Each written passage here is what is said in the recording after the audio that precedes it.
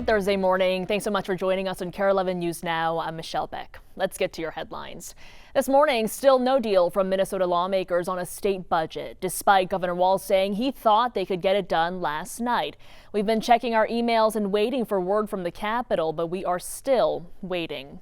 The holdup has come from the narrowly divided legislature, leading to partisan disputes. And here's what's at stake. Without a deal by this Sunday, the state has to send layoff notices to its employees. And a month later, the government could shut down. All this has increased the stress for the thousands of state employees and the union leaders who represent them. Our members are left feeling like they're pawns in a political game, and that's not what they were employed to do. They were employed to provide vital services to every Minnesotan every single day of the week. I think the most important message we can send is please do the job you were elected to do and do it in a timely manner. Once all the bills are finalized, Governor Walz says he'll call a special session, but it's still not clear if they'll make that June 1st deadline to avoid those layoff notices. A look at the markets this morning after a major blow to President Trump's cornerstone economic policy. A federal court is striking down most of his tariffs on goods coming in from other countries, calling them unconstitutional. Any duties imposed as a result of several of Trump's executive orders are now off limits. Plus, Elon Musk is departing from the White House. NBC's Alice Barr has the latest details from Washington.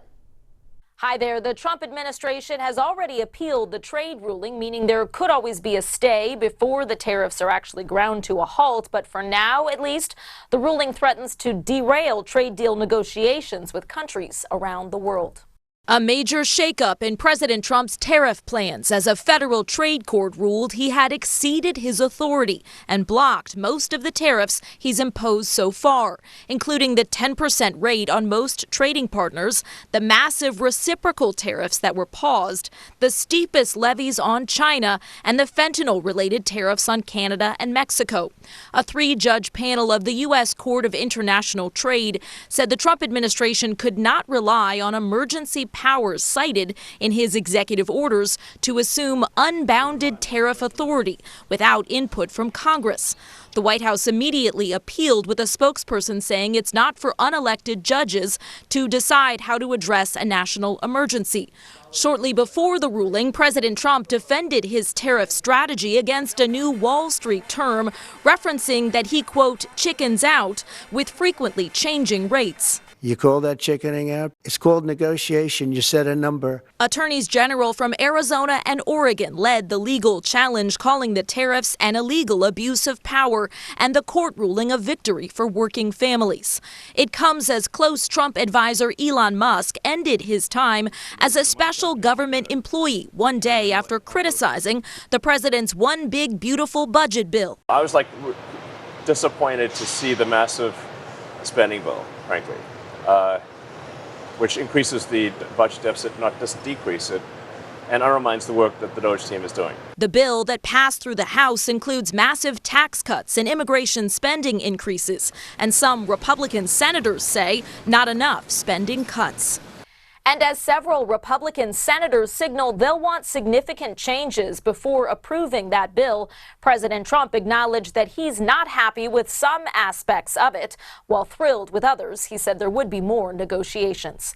In Washington, I'm Alice Barr. Back to you. And breaking overnight in Brooklyn Center, a house fire near North Washburn Avenue and 59th Avenue North getting a big response.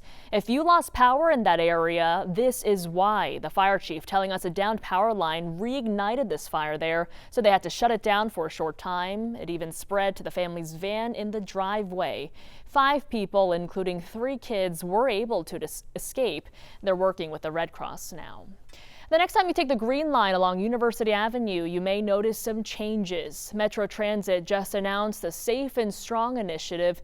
It'll be a partnership between Metro Transit Police, St. Paul Police, and Ramsey County Safety, as well as Justice and Health offices. They're also launching a transit response unit on the system to deal with serious crime. This isn't just another joint operation. This represents a new level of interagency collaboration never seen before on this corridor.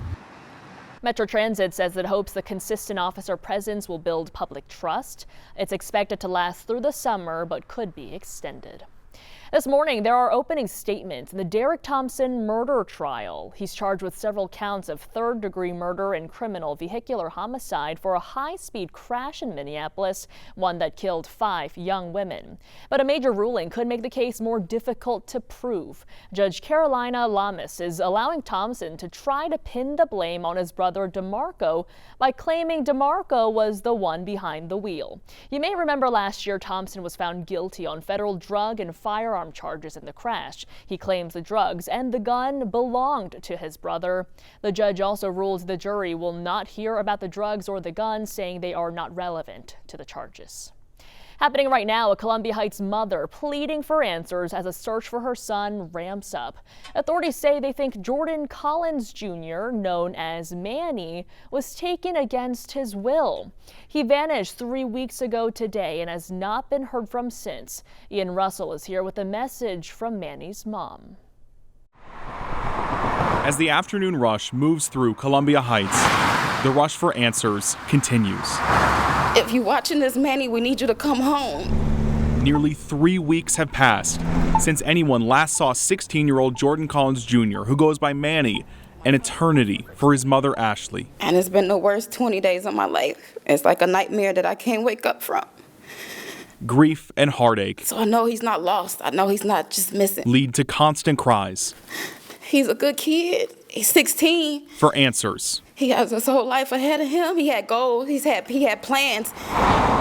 Manny was last seen May 8th near this intersection in Columbia Heights, last texting his mom that he loved her after she sent him his allowance. I would imagine he would have been seen at that market because it's a pretty important place in that neighborhood. What's unknown is why he disappeared. Police now say they don't believe Manny did this to himself. I would say we're all convinced that he has disappeared against his will. Anoka County Sheriff Brad Wise says they have a person of interest who has so far not been helpful. Despite the fact you would expect he would want to be helpful. Unable to confirm who that person is, Barry says she wants Manny's father to speak out too, since Manny was staying there, set to return home next month. Police say they've spoken to him but can't comment further. A rush for answers cutting deep, hoping this nightmare will be over soon. I don't know. I just know he's not lost. Wherever he is, he's somewhere that he doesn't want to be. In Columbia Heights, Ian Russell, KARE 11 News.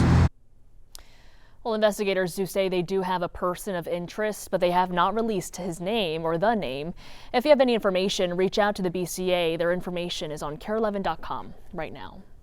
You need to keep an eye out when you walk out your door this morning. Wildlife officials are warning to be on the lookout for bears after several sightings in the metro. That's specifically around Maple Grove's Elm Creek Park Reserve. Officials there emphasize the importance of giving them space and never feeding or approaching them. We normally get just a lot of deer and rabbits, sometimes fox, raccoons. Look at, that's a big bear. Already knocked the camera thing on the ground and it's eating. All you see is like its big like snout eating my camera bird feeder. This bear sighting happened in Champlin Monday morning, and it's not the first time bears have been spotted in this neighborhood either. This video showing a mama bear and her cubs roaming backyards last year. A tough morning for Timberwolves fans. The season is over. For the second straight year, the Wolves were eliminated from the Western Conference Finals, and last night it was a brutal scene in OKC. Wolves shoot 3 for 20 in the first quarter. They cut the deficit to 25, but they could not turn it on. It's all OKC. Wolves fall 124-94. Now focused on next season, here's Anthony Edwards with what it's going to take. Yeah, I'm gonna work my butt off this summer. Nobody's gonna work harder than me this summer. I tell you that much. So, yeah, I'll try to make it happen again for Mike. So now the question fans are asking: who could leave the team? Mike Conley is 37 with 18 seasons under his belt. Naz Reid, Julius Randle, and Nickeil Alexander-Walker could all hit free agency this year. So only time will tell. United Airlines is partnering with JetBlue Airways. The airline's announcing an agreement Thursday morning called Blue Sky. It'll allow frequent flyers to earn and use miles on each other's airline for most flights, and frequent flyer benefits, including priority boarding, free baggage, and preferred seats, will be offered as part of the deal. The program will also allow for tickets to be sold on each other's websites and apps. More details should be announced later this year. The alliance still needs to be approved, though, by regulators. Now, some truly incredible video this morning from Switzerland showing a small village there being buried under a collapsing glacier. You can see the huge plume of dust shoot into the sky as part of the mountain comes crashing down. The town was evacuated over the last several days because of smaller collapse, so no one was hurt here. However, one person is still being reported missing this morning. Do stick with us. More news and weather coming up after the break.